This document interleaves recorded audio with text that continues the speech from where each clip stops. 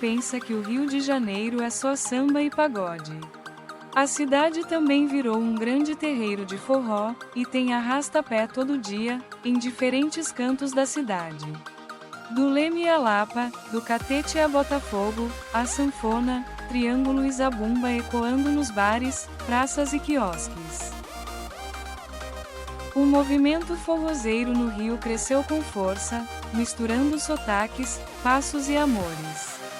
Para quem quer dançar coladinho, descobrir novos trios ou apenas sentir o clima nordestino sem sair da cidade, preparei uma lista com os principais forrós que acontecem sempre, todos os dias da semana.